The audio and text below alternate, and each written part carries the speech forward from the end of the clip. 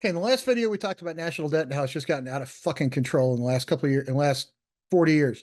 Now let's take another look at something else economic that's supposed to be the backbone of the economy. It's really not. Um, Housing prices as compared to income. Now, I got this data from the Federal Reserve. I didn't go off and make this data up. I didn't get it from 16 different sources. Both these data sets came from the US Federal Reserve, your government data set. It's adjusted for 2022 dollars. All the dollar amounts shown are all adjusted to the value of the dollar in 2022. The blue line is the median income in the United States. The orange line is the average house price in the United States. You'll see a couple of dips. 2008, we all remember what happened there. A little bit during COVID. Now you're off to the races. If you look a little bit further out, you're starting to see right now a few housing prices come down. There's not reliable data that's out for what's going on right now, but that's because interest rates went up a little bit, which is, in my opinion, forget the interest rates for a second. We're not talking about that. Here's the problem I see. In 1973, look how close those two numbers were. Now look how far apart those two numbers are. Also, look, this is median income, right?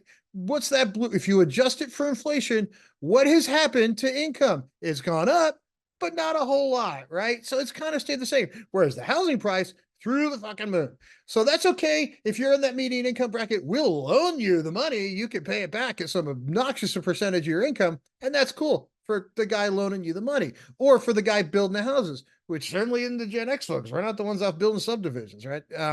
Now, we might be working on it, but we're not the ones financing it. We're not the ones who own it, or that's somebody else. Now, let's go look at something else. That's a really interesting set of numbers. What is the ratio of income to the cost of that house? In 1973, you could buy the median income could buy the median home for 1.3 times annual salary. 1.3. I was born in 1972, so you're going to look at me and go, oh, you could take advantage of that. I would have been one, right? Not a shot in hell I could have taken advantage of that. 1.3 to 1. Now, if you buy a home today and you go off and apply for a mortgage, which you can get at 7%, the value of that home as compared to your income, 11.3 to 1. We've gone from 1.3 to 1 to 11.3 to 1 inside my lifetime.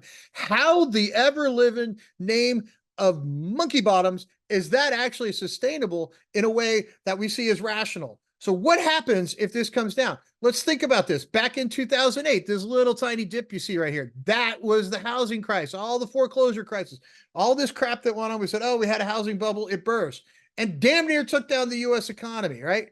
Almost took it out. And that was this. That was this tiny little bump in this giant upline. Look over here. There's a much bigger chance of it. You can fall a whole lot further over here than you could over here by a long shot.